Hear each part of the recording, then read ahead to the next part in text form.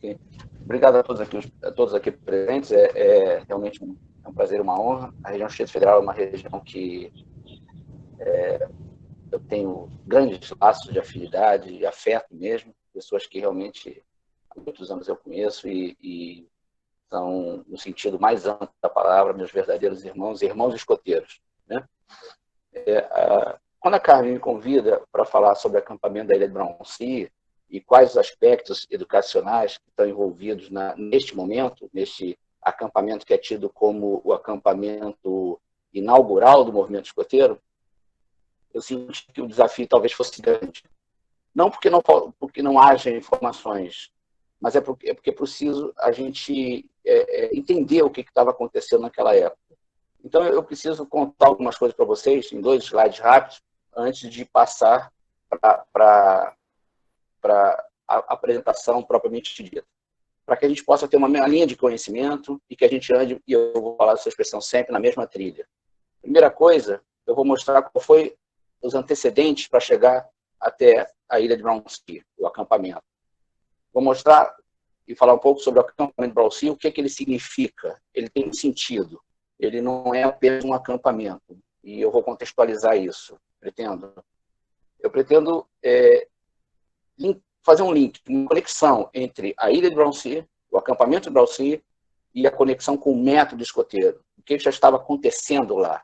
O escoteiro estava quase pronto, e a gente vai ver sobre isso. E ao longo dessa conversa, eu vou apontar alguns aspectos que são incidentais, mas que são importantes porque são simbólicos do que eu estou chamando agora de cultura escoteira. Nós vamos entender melhor o que vem lá para frente. As reflexões com as quais eu trabalhei, a gente pode adotar, no contexto histórico, várias reflexões e vários vieses. O primeiro, que eu acho que expressa bem, essa citação do Sidney Chalot, que eu tirei do livro Cotidiano dos Trabalhadores do Rio de Janeiro, ele diz que o historiador tem uma tarefa árdua, que é detalhista, não apenas de identificar os atos, mas o significado que expressam esses atos, as lutas e as representações sociais daquele momento. Em outras palavras, se eu disser, eu pegar um copo ou uma caneca para beber água ou beber na água do rio, quem me observa vê um contexto. Que contexto é esse? Por que ele está usando a caneca? Por que ele está usando o copo? E ele está bebendo do rio porque ele está numa caminhada, ele está com sede, ou será que ele vai fazer uma caminhada longa e está bebendo agora para não sentir mais sede lá na frente? Então, esse contexto é importante para entender o que os atores estão querendo dizer e fazer naquele momento. A única coisa factual que tem é ele bebendo água, e a reflexão, o entendimento mais inicial, primeiro, mais assim, a preliminar é, ele está com sede. Mas e se for, por exemplo, um pai ou uma mãe que abraça seu filho? É um gesto de carinho, é um gesto de amor, é um gesto de consolo, porque a pessoa está triste. O que pode ser? Apenas o contexto vai dar isso, e nós vamos interpretar dessa maneira. E para fazer essa interpretação, eu usei uma experiência anterior, que foi do livro que eu escrevi, Sinais de Pista, A Viagem de Baden-Powell na América Latina, em 1909. Esse livrinho aqui, ó, tá vendo ele aqui? Né? Eu passei alguns anos, eu localizei o Diário de Baden-Powell desse período, difícil de encontrar, mas eu consegui localizá-lo. Foi uma pesquisa que aconteceu, graças ao ajuda amigo, em 3 continentes, mas a cada dia do seu diário, eu comecei a interpretar o que Baden-Powell pensava. E, inclusive, a complexidade dessa personalidade, que tinha, apesar de complexa, a incrível capacidade de simplificar extremamente as questões com as quais ele fazia suas reflexões. Então, dia a dia, eu acompanhei a viagem, dia a dia, eu acompanhei o passeio dele, e, inclusive, o diário dele. Não só as palavras e os documentos estavam registrados, mas também havia um sistema de código, de camadas, por assim dizer, onde ele gravava as informações. Ao leitor rápido, ele dá uma informação, mas há pequenos sinais no seu diário que faz com que ele tenha uma informação adicional que não está tão clara assim. Então, ele é meio criptografado também. Então, neste pensamento de Baden-Powell, é que eu pretendo fazer esse caminho, fazer essa trilha e levar vocês comigo, né? E trocando informações como se faz numa trilha. Todos vão juntos, conversam e descobrem o melhor caminho a seguir. Talvez a melhor interpretação a ter diante desse viés que eu estou propondo nessa reflexão de hoje. Bom, antes de mais nada, vamos começar com a ideia. Né? Baden-Powell tinha uma ideia. E qualquer ideia raramente nasce grande, raramente nasce pronta, ela evolui. Se nós na Alcateia dizemos, vamos dar sorvete para os lobinhos, alguém diz picolé, o outro diz aquelas caixinhas de 1 quilo, 2 quilos, outro diz, hoje não porque está frio, e a ideia vai evoluindo. Então nós temos um momento da ideia, que é a interrogação, o momento da maquininha trabalhando, e finalmente nós temos a ideia pronta, que ela acontece. Ela nunca deixa de evoluir, mas ela está pronta.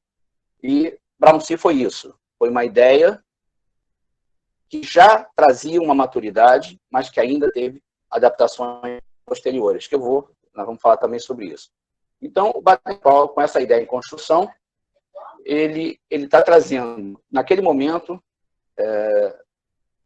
toda a sua vida. Depois de Mafeking, ou Mafeking, ele foi para o exército em Northumberland, que ele foi divisão territorial, coordenar lá, fez toda a reestruturação daquela região, daquele corpo do exército,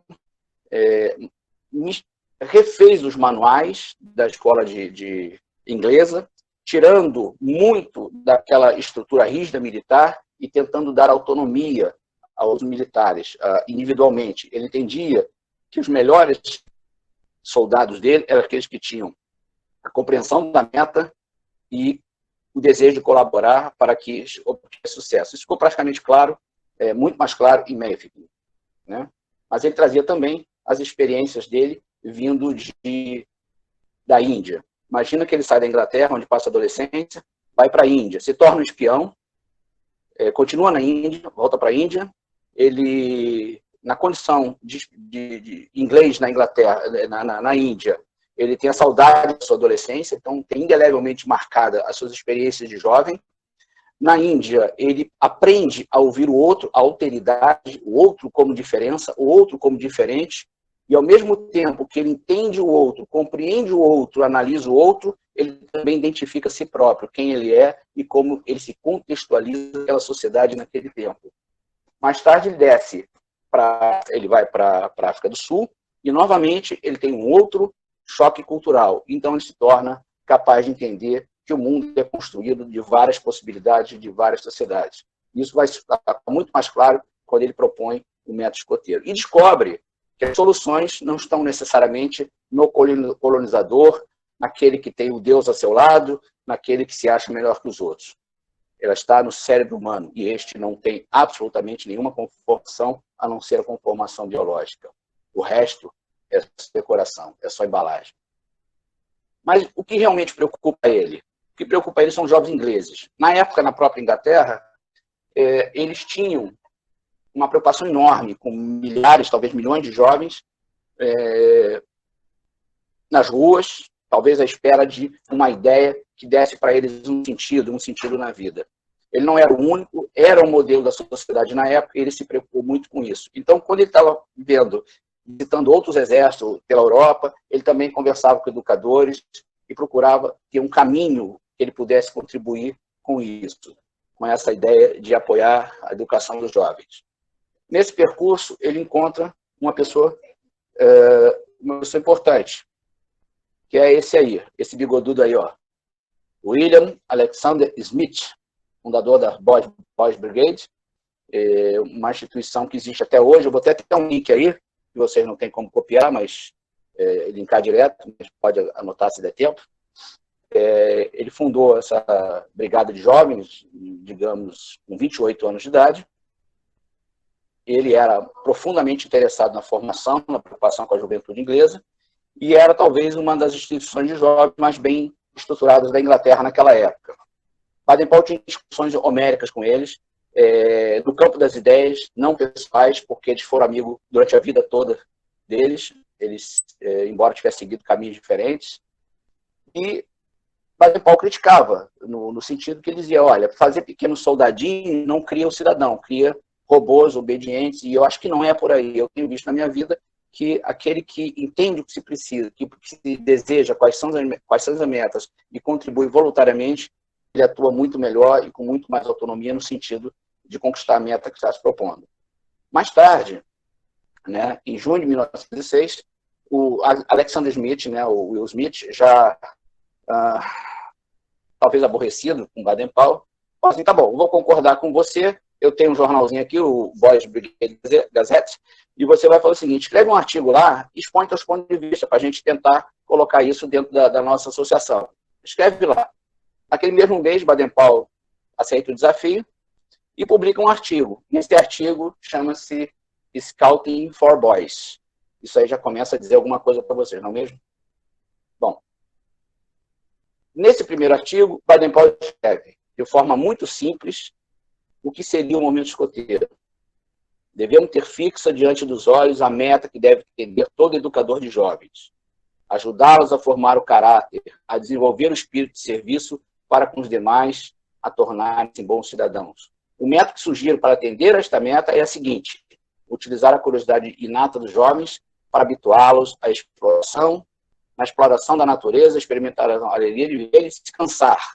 Na observação atenta das pessoas, descobrirão a necessidade de ajudá-las. Eu fiquei muito preocupado com essa palavra de se cansar, porque cansar é uma coisa muito chata. E o cansar, na verdade, no contexto que ele disse, era aquela alegria de você, sei lá, escalar uma montanha, chegar lá em cima cansado, apreciar a vista, apesar do cansaço, e até mesmo por causa do cansaço, apreciar mais essa vista e dizer, eu fiz, eu consegui. Essa sensação de realização. O cansar é o fruto depois do plantio, é o fruto, é a conquista depois do esforço. Este é o contexto do se cansar. Baden-Powell não para de escrever, ele continua escrevendo, mas a gente já sabe que esse artigo é o começo da organização das ideias que ele tem em gestação, que ele tem na cabeça lá tocando. E aí entra em cena o Cecil Arthur Peterson, esse maluco aí, ó, esse cidadão que está aí, um homem extraordinário, não era um nobre, era um classe média alta, e ele era o que se dizia na época como snob. Né? O snob não tem o sentido hoje que tinha na época.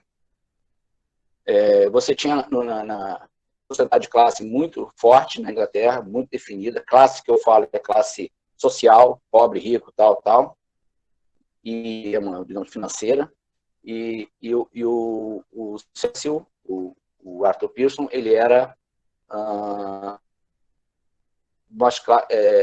dos não nobres, dos mais ricos. Era um homem extremamente empreendedor, e ele estudou em colégio que tinha muitos nobres e também os ricos.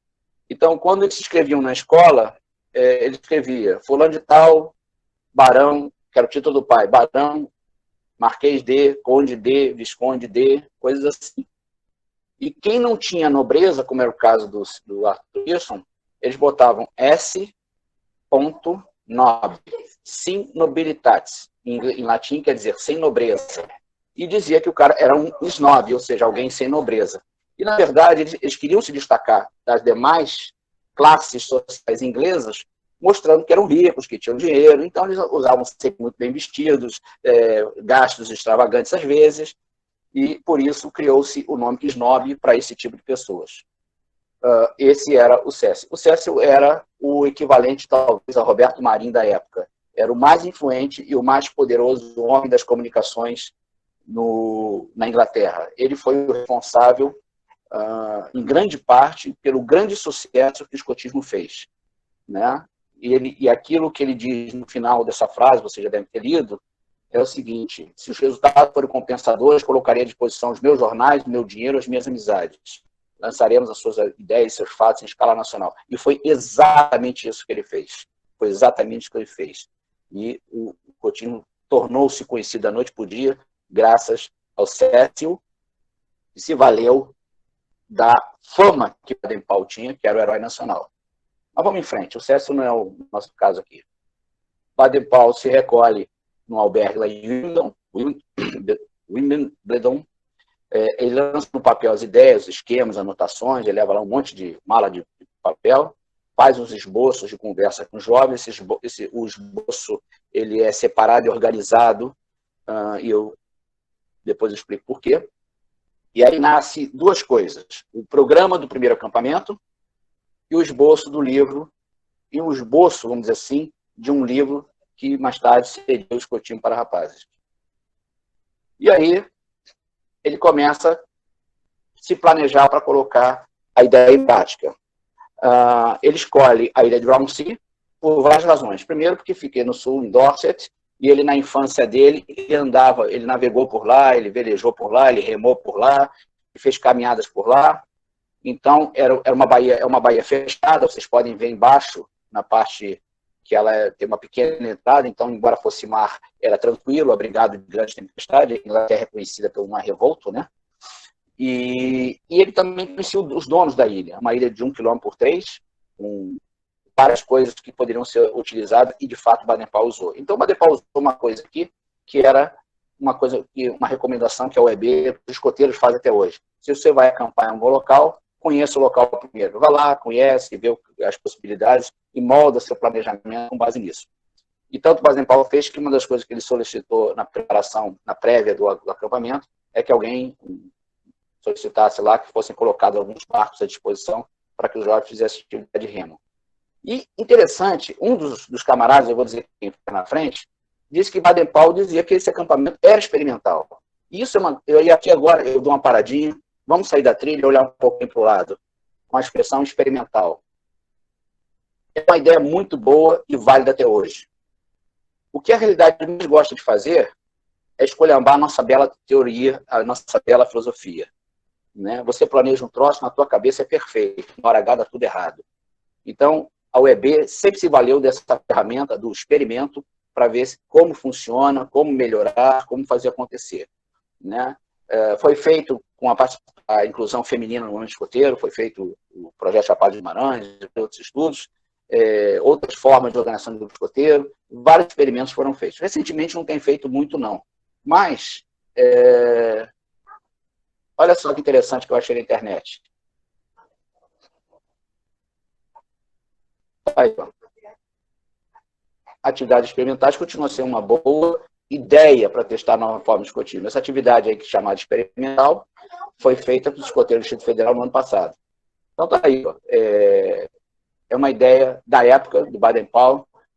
Experimenta, vai devagarzinho, para ver como funciona. Bom, tendo olhado isso, vamos voltar para a nossa trilha, porque senão a gente não continua. Eu só queria chamar a atenção da importância da atividade experimental. Eu queria até, inclusive, falar do André Pereira Leite, que foi um dos maiores formadores, um dos grandes formadores que a UEB teve. Ele adorava comida mateira. Então, na casa dele, lá na Gávea, um bairro do Rio de Janeiro, uma casa bacana, ele fez, no final, um pequeno forno de barro, onde ele testava receitas. Então, quando ele ia ao curso para dar receitas, curso de atividade ao ar livre, técnico de campismo, para comida mateira, ele tinha feito e testado todas as receitas. E ele me disse certa vez, já aos 90 anos, que de cada 5 receitas que ele testava, de 5 ideias que ele tinha, 3, às vezes 4, não davam certo. Mas aquelas que funcionavam faziam toda a diferença. Enfim, mas vamos lá.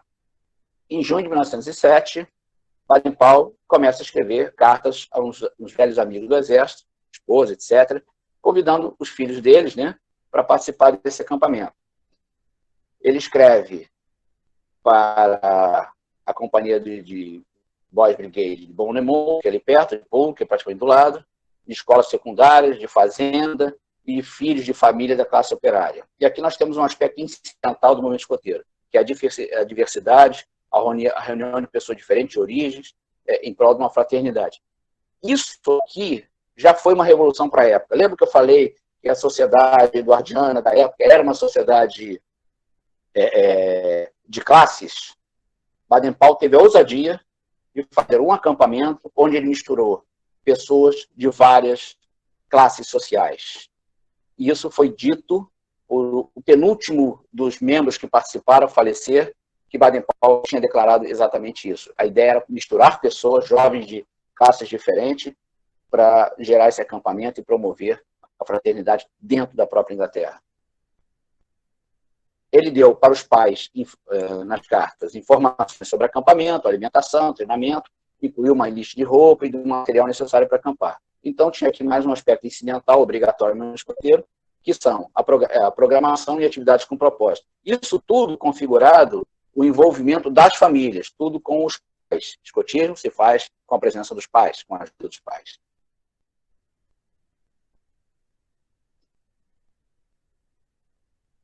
Na conclusão da carta, ele dizia: se você deseja enviar seu filho para o acampamento, nas condições que ele tinha lá escrito, por favor, avise-me e eu enviarei detalhes de como treiná-los, etc. Então, treinamento prévio. Antigamente, os jovens não podiam ir para o acampamento se não tivesse um determinado treinamento, promessa, pelo menos. Então, a falta de treinamento é uma das principais causas de insegurança em atividades escoteiras. Porque, além do material adequado, além da forma apropriada, é preciso ter a capacitação para usar e fazer aquilo tudo que se faz no momento escoteiro, sobretudo quando se trata de material de sapo e ferramentas. Ele pediu que o menino viesse para o acampamento sabendo o uso dos 3 nós, né? Simples, né? O nó direito, o escota e a volta do fiel. E também aí a capacitação técnica, né? Não apenas o treinamento prévio, mas a capacitação técnica. Convidou 2 pessoas para participar como assistentes, o Major Kenneth McLaren e o capitão Walter Green, que era esse era da Boys Brigade. O Major Kenneth era um companheiro de muitos anos, mais de décadas do Exército. Por que ele chamou Walter Green? Primeiro, porque muitos dos jovens que foram para lá eram da Boys Brigade. E segundo, porque o Walter Green, além de ser ali de perto e um conhecido dele, ele trabalhava no serviço de catering. Ele fornecia alimentação, fornecia refeições, transportava alimentos. Então, era o cara da comida. E foi, de fato, o que ele fez. Ele calculou a quantidade de comida, quanto precisava, organizou a cozinha. Então, toda essa parte de infraestrutura de alimentação do acampamento, em quantidade, em qualidade e higiene, foi desenvolvida por Walter Green. Então, ele tinha um cara que entendia como ele trabalhava, o que ele queria, que tinha, inclusive, testemunhado grandes momentos da vida dele, que era o McLaren, e o Walter Green, que cuidou dessa parte aí. Não foram os únicos adultos, eles ficaram o tempo todo. Foi depois uma pessoa lá para ensinar primeiros socorros, e mais uma pessoa enviada pelo Pearson, né, para fotografar, para ver e fazer matérias sobre esse acampamento. Ao chegar lá, ele fez essa composição de patrulhas. Eu não vou discutir, aí tem 20 pessoas. Há quem diga que tinha 21, há quem diga que tinha 22. Um cara chamado Colin Walker, que é um grande pesquisador dessa área, o inglês, ele publicou até um livro com 140 páginas, visitou famílias, descendentes, herdeiros. Ele montou realmente um grande panorama do que foi o planejamento, a execução desse acampamento, do impacto que houve nas pessoas, e ele traz muita informação. Então, não vou entrar muito nisso, vocês podem entrar lá no Scouting Milestones, e vocês podem ver uma descrição bastante detalhada. Eu trago isso aqui para chamar a atenção de 2 coisas. De todos, esses que estão em negrito em cima, são os monitores. Ali no Touros você tem Thomas Evans Lomb. O Thomas Evans, ele foi o último a falecer. Faleceu com 100 anos, de todos foi o último. O último era um do Maçarico, era o segundo abaixo do monitor, o Terry Bonfield, o Terrence Bonfield. Ele, aos 96 anos, deu uma grande entrevista, declarou que o Baden-Powell tinha essa intenção de misturar pessoas de várias classes sociais, de fazer essa revolução. Pouco tempo depois, em 1911, um deles morre numa intervenção cirúrgica, outros 4 morrem na Primeira Guerra, e os outros vão morrendo sucessivamente, cada um a seu tempo, cada um por sua razão. Um deles se tornou nobre, recebeu acho que da Rainha Elizabeth, o título de cavaleiro, enfim, um baronete, na verdade. E, finalmente, eles se reuniram durante alguns anos, e cada ano cada vez menos. Ele levou o Donald Baden-Powell, que era um garoto de 9 anos, era sobrinho dele, já o pai falecido, mas era mais novo que os outros, que todos aí tinham entre 10 e 14 anos, 11 e 15, por aí. E como ele era muito novo, ele ficou como uma espécie de estafeta, pega aqui, pega ali, ajuda aqui, faz isso, tal, né? Além do o Walter, apareceu esse Percy Everett, que era um dos editores do Pearson, daquele magnata da comunicação, que acabou se encantando no movimento escoteiro, participou por muitos anos no movimento escoteiro e escreveu posteriormente um livro chamado Os Primeiros 10 Anos. E nesse livro ele conta que foi os primeiros 10 anos, inclusive das desavenças, dissensões entre pessoas que procuravam entender o escotismo de maneira diferente de Baden-Powell. Ele fez essa programação. Eu não vou discutir essa programação, é só para vocês saberem, e vocês vão dizer, ué, só tem 9 dias? Sim. Dizem que o acampamento foi do dia 25 de agosto até o dia 9 foi de 25 de julho até 9 de agosto. Na verdade, o acampamento em si foi do dia 1º ao dia 9. Baden-Powell e o pessoal foram no dia 25 para preparar tudo. Nessa organização aí, que a gente não vai falar muito sobre ele, você vê, no início ele tem lá a organização dos líderes de patrulha, ou seja, os monitores, etc, etc, e começou o treinamento de liderança. Depois aprenderam uma série de coisas, abrigos, nós, observação, rastreamento, primeiro socorro, cidadania, enfim, toda uma série de coisas. Isso em 1907. Em 1909, Baden-Powell, eu boto aqui nesse livro que eu escrevi, no primeiro anexo, eu boto aqui um discurso que Baden-Powell fez na Universidade do Chile, quando ele esteve no Chile em 1909.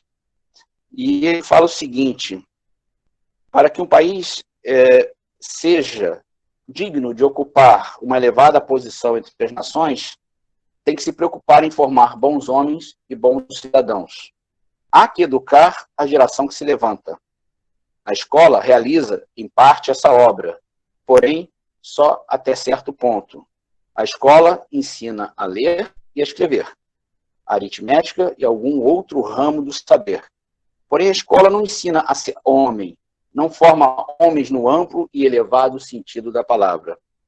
Então, quando você fala que o escotismo contribui para a formação, é esse o sentido original do Baden-Powell. Ou seja, formar o caráter das pessoas, porque o resto da família e a escola se encarrega. E ele diz mais além, e vocês vão entender por que eu estou lendo, porque vim com essas patrulhas em ação. Muitas instituições se propuseram a formar homens, porém muitas também tomaram um caminho errado e fracassaram. Elas diziam jovens, venham e sejam bons. Eu confesso, se me tivessem dito isso, haveria sentido um impulso irresistível de ser mau. Entendamos a questão de outra maneira e procedamos como pescador que, para pescar os peixes, lhe oferece a isca que lhes agrada. Então, Baden-Powell dizia, a isca que temos para trazer os jovens e fazer deles verdadeiros homens é ser escoteiros, exploradores. Tudo que ensinamos a ele é feito, antes de mais nada, por meio de jogos e exercícios, e nada de lições propriamente ditas. A instituição pode desenvolver o mesmo na cidade e no campo, porém o campo é o verdadeiro terreno para aplicá-lo em todo o seu vigor. Então, vejam que o que Baden-Powell colocou aqui neste acampamento, em termos educativos, era escotismo se faz no campo. Dê ao jovem a isca que ele gosta. E isso se traduz nos dias de hoje, se traduz atualmente na seguinte frase: levar em conta o ponto de vista do jovem. Ou seja, você precisa ter uma isca para atrair o jovem. Essa era a mensagem de Baden-Powell quando ele começou a programar isso, para atrair jovens. Funcionou? Sem dúvida funcionou. O movimento escoteiro é o maior movimento do mundo e não à toa. Enquanto ele estiver ouvindo o jovem, ele continuará a ser grande. Aqui eu botei para vocês estarem olhando muito aí a coisa, eu coloquei alguns aspectos das patrulhas em atividade. Se vocês olharem, vocês vão ver o garoto sozinho à esquerda, na parte de cima à esquerda, fazendo rastreamento. Na do meio em cima, uma patrulha em atividade, sob observação do Baden-Powell.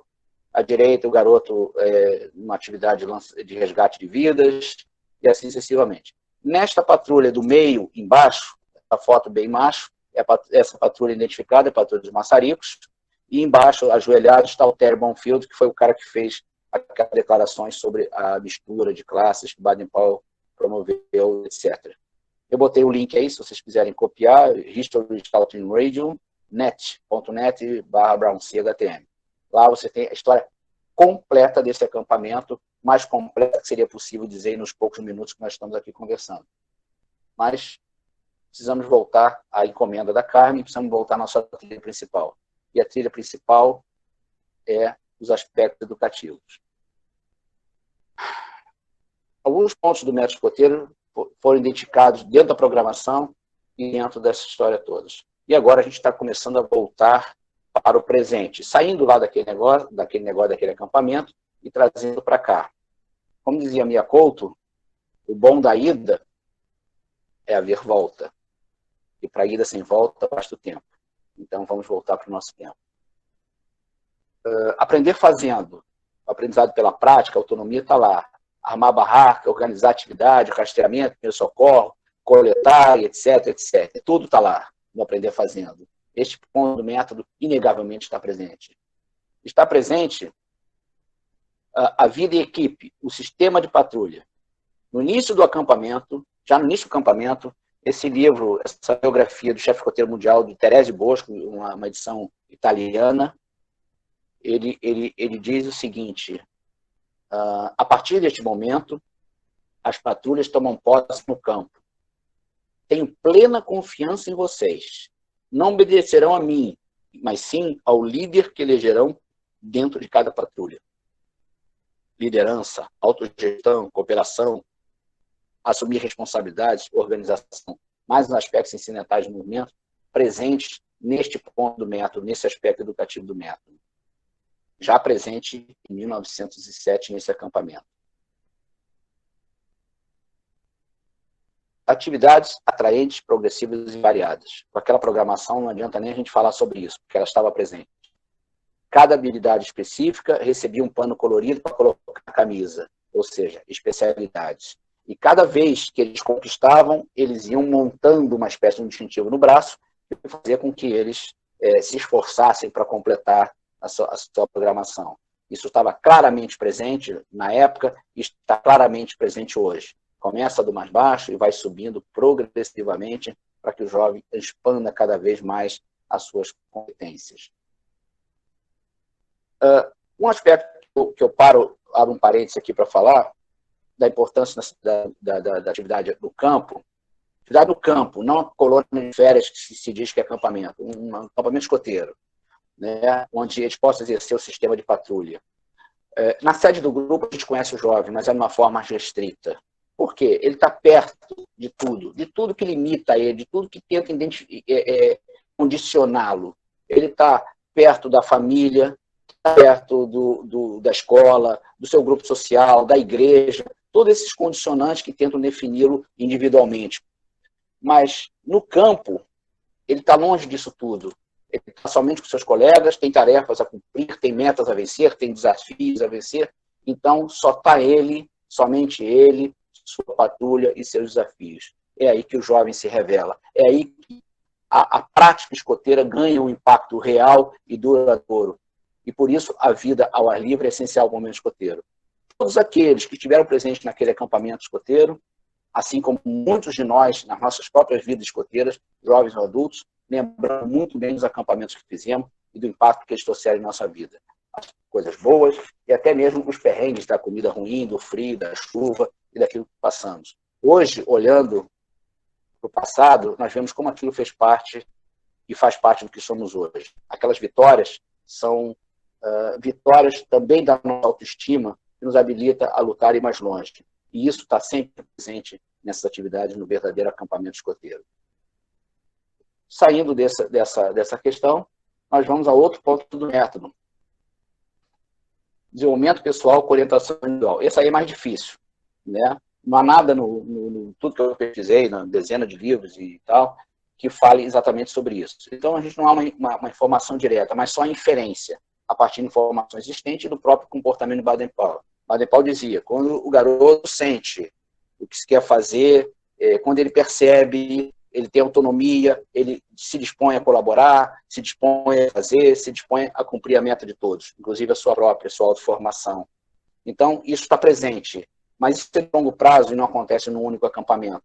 Então, a gente faz umas inferências indiretas e sugere que isso já fazia parte do pensamento de Baden-Powell. E, por fim, e não menos importante, a aceitação da lei promessa. A aceitação da lei promessa não está presente no campus de Brown-Sea. Não existia promessa.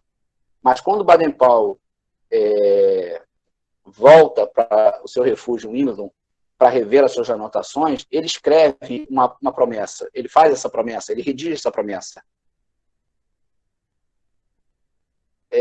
Para o jovem escoteiro. Agora pensa num cara chato. Chato, qualquer um que você conheça, não vale eu, tá? Qualquer um. Pois é. Esse cara chato dizia, esse acampamento não é escoteiro, sabe por quê? Porque os jovens não tinham feito promessa. Enfim, a Boys Brigade diz que o movimento escoteiro começou em 1908 com a publicação do livro Escoteiro para Rapazes. A Boys Brigade, ela atua, assim, existem linhas de pensamento que as pessoas se alinham, ficam alinhadas a esse pensamento. Assim como o catolicismo nasceu dentro de um judaísmo, o islamismo também dentro de religiões abrâmicas, religiões dessas que a gente está acostumado, das grandes religiões do Ocidente, a gente pode dizer que o movimento escoteiro bebeu muito no Boys Brigade. Muitas das informações criadas lá vieram da Boys Brigade. Ela é uma espécie de nascimento, assim como os desbravadores nasceram do próprio movimento escoteiro, já no seu início, quando um membro da igreja viu os caras acampando e falava que devia fazer, achou que devia fazer aquilo na sua igreja, para fins de levar todos para próximo de Deus.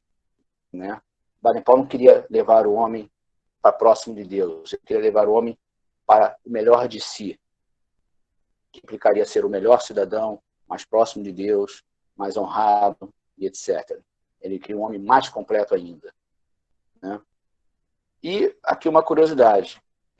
Baden-Powell compreendeu a necessidade de dar aos jovens um uniforme e desenhá-lo em algodão caqui, desenhou em algodão caqui, botou calça curta, aquele uniforme que a gente conhece.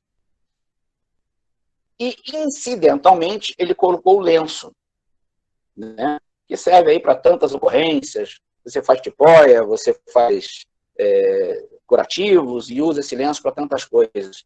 E, incidentalmente, até o chapéu, né, o chapelão, mas, incidentalmente, isto que seria uma ferramenta para o escoteiro acabou se transformando, talvez, no mais poderoso fator de identidade escoteira existente. Você vê uniforme de policial, guarda municipal, de exército, marinha, de aeronáutica, de lixeiro, de faxineiro, todo mundo, todo lugar, de médico, todo mundo, qualquer lugar, profissões diversas, tem seu uniforme e usam esse uniforme como uma forma de identificá-los. Mas o movimento escoteiro, ele tem um poder de identificação externo, de identificação desse grupo social chamado escotismo, com o lenço. Não importa a roupa que você use. Se o cara vê o lenço, ele identifica você como escoteiro. E dentro da família escoteira, o teu lenço identifica quem você é. Tu bota um lenço desse aqui, você imagina, o cara deve ter algo a ver com a direção nacional. Bota esse lenço aqui, ó, né, que é o lenço lá do 75, você vai falar assim, ele é do grupo assim assado. Ah, qual é o grupo? Não sei, só sei que é vermelho e tem um debrum assim, duplo branco. Então, é a identidade dentro da comunidade escoteira e a identidade como escoteira fora da organização escoteira. O escotismo é muito ritualizado. É na saudação, é na bandeira, é na promessa, é nas suas reuniões. Há rituais em todos os aspectos que formam uma identidade. E, dentre eles, o lenço, que nasceu como uma ferramenta, se transformou na mais poderosa das símbolos de identidade do escoteiro. Mas, voltando para a trilha, saí de novo, desculpem, Baden-Powell acabou prevendo que o que ele fez saiu maior do que o previsto. Né? Ele revê as anotações, expande essas anotações, cria em conversas de fogo conselho, que foi o que ele fez na ilha, cada vez ele conversava com alguém, com os jovens, e falava que seria o dia seguinte, e surge aí o escotismo para rapazes, um rabisco do monte de ideias dele. O Pearson lê os originais, fica altamente entusiasmado e publica em fascículos com enorme sucesso.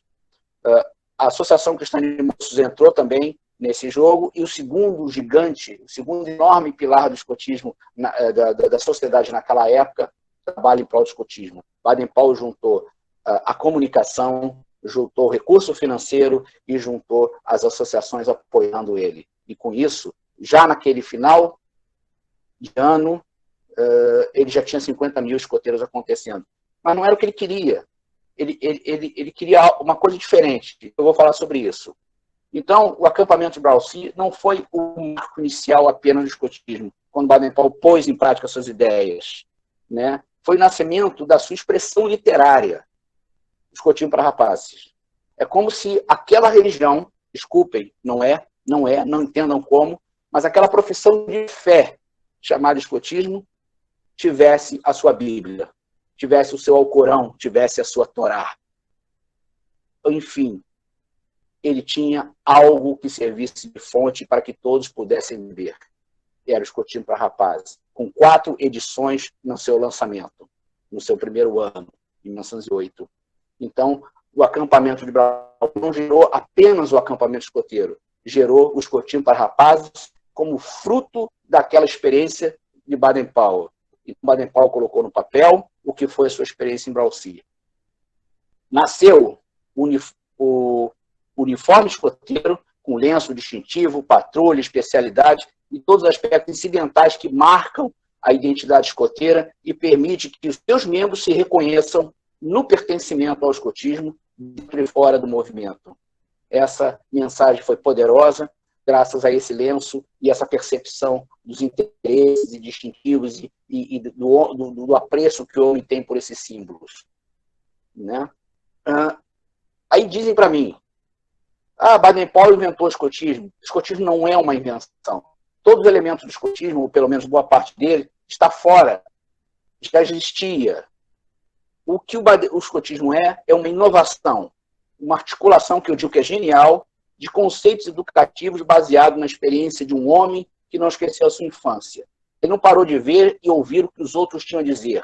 E percebeu em Mafeking uma grandeza e capacidade da juventude que até então passara despercebida de todos. Baden-Powell entendeu isso perfeitamente. E ele sabia como fazer isso, porque a saudade da sua infância, da sua juventude, marcou a vida dele na Índia. A vida dele na Índia, a saudade da Índia, marcou ele na África do Sul. E o desafio da África do Sul marcou todas as possibilidades. O homem complexo que surgiu depois dessa vida de aventuras pôde traduzir em simplicidade e com efetividade, na prática, o que ele imaginava que era para os outros. A educação de jovens para os outros com as ferramentas que ele estava bolando. E o interessante é que ele não queria criar um movimento, ele queria criar um método que fosse oferecido para a Associação de Jovens para que eles usassem em favor da Associação dos Jovens. Mas só que foi maior que ele. Ou seja, ele, na verdade, ele acabou criando um novo universo. E aqui eu cito Jorge Nascimento, que escreveu esse livro aqui, A Escola de Baden-Powell. É um livro maravilhoso, você pode adquirir no Kindle. É um dos livros assim, mais legais da produção recente da cultura escoteira nacional. Esse livro é imperdível. Você pode comprar ele em papel, no Kindle, essas coisas todas. Eu não estou ganhando nada para fazer a propaganda, mas estou fazendo. Né? Esse livro é genial, ele devia ser leitura obrigatória.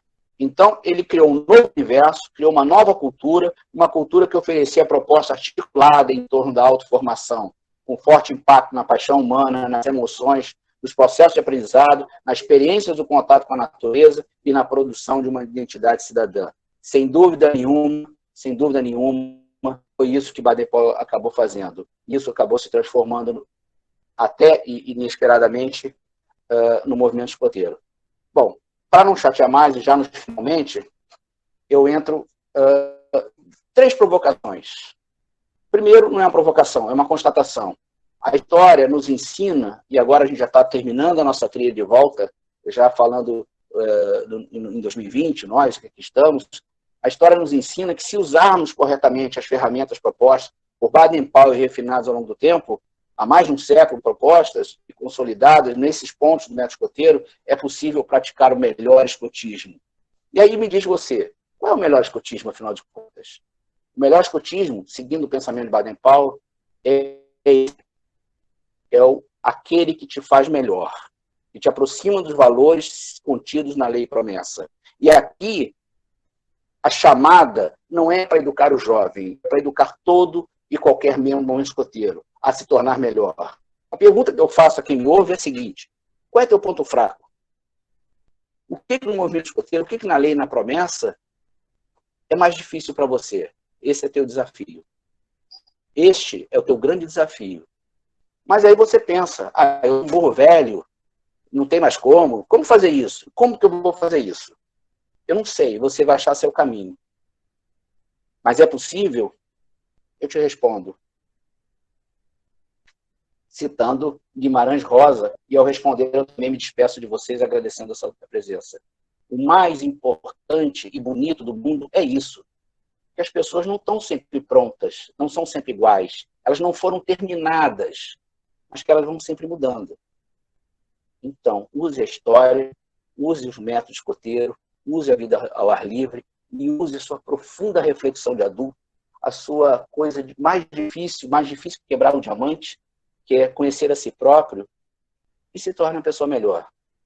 Eu acho que é essa a mensagem fundamental, é isso que ele esperava de toda qualquer pessoa que um dia levantou a mão e começou a dizer: prometo pela minha honra.